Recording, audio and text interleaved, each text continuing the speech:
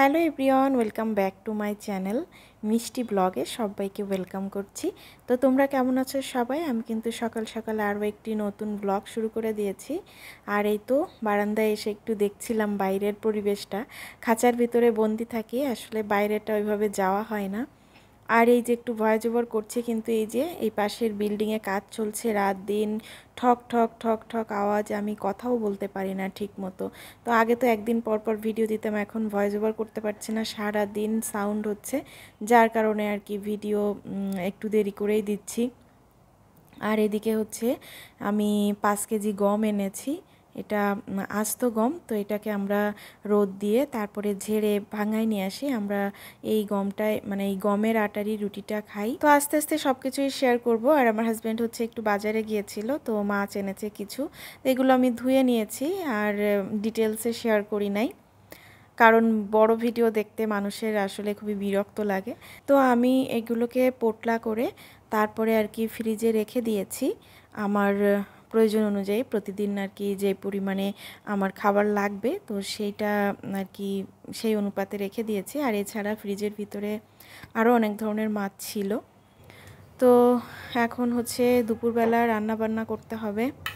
তো যা যা রান্না করব সব কিছু কিন্তু কাটা বাছা কমপ্লিট। এখানে বরবটি ভাজি করব, তো বরবটিটা একটু লম্বা লম্বা করে কেটে নিয়েছি ভাজির সাইজ অনুযায়ী। আর তার সঙ্গে যে ভেটকি মাছ নিয়ে নিলাম, এটা ফ্রিজে আগে ছিল, তো ভাবলাম যে নতুন মাছ এনেছে পুরনোগুলো আগে খেয়ে ফেলি, তো সেজন্য আর কি ভেটকি মাছ নিয়ে নিয়েছি। তো তার সঙ্গে একটু লবণ হলুদ দিয়ে আগে মাছটাকে ভাজি করে নিব।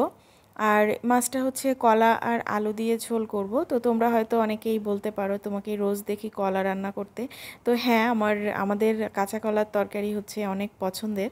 বিশেষ করে মাছ দিয়ে, মানে জ্যান্ত মাছ দিয়ে পাতলা ঝোল হলে তো কোনো কথাই থাকে না, কিন্তু জ্যান্ত মাছটা তো আর আমরা ওইভাবে পাই না, বাড়িতে যখন থাকি তখন আর কি খাওয়া হয়। আর এখানে এই যে ফ্রিজের অনেক দিন রাখা থাকে মাছ, এই মাছ দিয়ে কিন্তু অতটাও স্বাদ লাগে না, তারপরেও আর কি খেতে হয়। আর বাসায় আমরা টুনা আর টুনি দুইজন মাত্র মানুষ থাকি, তো রান্নাবান্না অধিক কিন্তু কখনোই করা হয় না।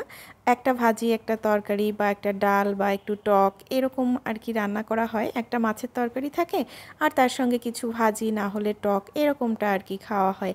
আর ওই সকালবেলাতে তো রুটি, লুচি, পরোটা এই ধরনের খাবারটাই আমাদের বেশি খাওয়া হয়। মাঝে মধ্যে দেখা যায় যে একটু সেদ্ধ ভাত করি সকালে, এছাড়া সকালে তেমন একটা আমাদের কিন্তু ভাত খাওয়া হয় না। আর দুপুরবেলা খাওয়া দাওয়া শেষ করার পর যতটুকু থাকে ততটুকুই আমরা রাতের বেলা খেয়ে নিই। আর আজকে ভিডিও করার সময় আমার হাতটা একটু বেশি কেঁপেছে, তো তোমরা তো হয়তো বুঝতেই পারছো যে একটু কাঁপাকাঁপি বেশি করছে। তো যাই হোক, এখানে আমি কলার তরকারিটায় তো মাছ দিয়ে দিয়েছি, এখন ফুটিয়ে তারপরে আর কি নামিয়ে নিব। তো এই ছিল আর কি আমাদের দুপুরের খাবার। এইমাত্র এই যে পার্সেলটা আসলো, সোফার একটা কাভার নিলাম। তো জানি না, আমি খানিকটা আর কি তোলার চেষ্টা করেছি, তো জানি না এটা সোফায় লাগানোর পরে কেমন দেখাবে, কারণ অরিজিনালি আমার সোফাটা এমনি দেখতে হচ্ছে কি অনেক সুন্দর। এটা হচ্ছে হাতিলের একটা প্রোডাক্ট। তো হাতিলের সব ফার্নিচারই অনেক রুচিশীল এবং খুব ভালো লাগে দেখতে। তো যাই হোক, আমি সবাই দেখছি যে সোফার কাভারের খুব ভালো বিজ্ঞাপন দিচ্ছে, তো সেটা দেখে আর কি আমি কাভারটা নিলাম। তো এখন আর কি লাগানোর চেষ্টা করব। আর এই যে কাভারটা একটু তোমাদের দেখাই, এই যে এইরকম কাভারটা, তো লাগানোর একটু চেষ্টা করি। তো প্রথমে সরি চেয়ে নিচ্ছি, আসলে আমি যখন কথা বলছিলাম অনেকটা সাউন্ড হয়েছে, কারণ মাথার উপরে ফ্যান চলছিল।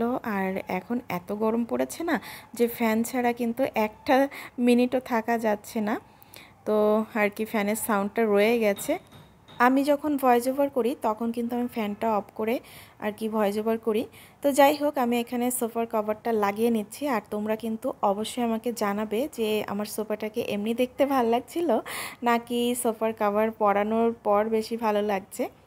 যদিও আমি সোফার কভারটা অন্য কারণে কিনেছি, আমার পাশের বাসায় তো দেখালাম তোমাদের যে কাজ হচ্ছে, তো এত পরিমাণে ধুলোবালি, তো বাতাসে সব আমার রুমের ভিতরে চলে আসে আর মানে সোফা টোপাগুলো নষ্ট হয়ে যাচ্ছে। তো যার কারণে আমি এই যে কাভার দিয়ে একটু ঢেকে রাখলাম, এতে করে একটু নিশ্চিন্ত থাকলাম আর কি, এই কারণেই সোফার কাভারটা নেওয়া। তবে রুমে ঢুকলে আমার কাছে কিন্তু একদমই ভালো লাগছে না, আগেই আর কি বেশি ভালো লাগছিল। তবে জিনিসটা যাতে সুন্দর থাকে সেই জন্য আর কি নিয়েছি। আর এদের কাজ হয়ে গেলে তারপরে আবার খুলে ফেলবো। তো তোমরা কিন্তু অবশ্যই কমেন্ট করে আমাকে জানাবে। তো যাই হোক, ওই রুমের কাজটা কমপ্লিট করে এখন এই যে গতদিন দেখিয়েছিলাম সব কেচে এখানে গাদা দিয়ে রেখেছিলাম, এখন হচ্ছে সব কিছু ভাঁজ করে নিব। আর এটা হচ্ছে আমার গেস্ট রুম, যখন আর কি বাসায় লোকজন আসে তখন এখানে আর কি থাকে, অন্যথায় এই ঘরটা আমার কোনো কাজে লাগে না।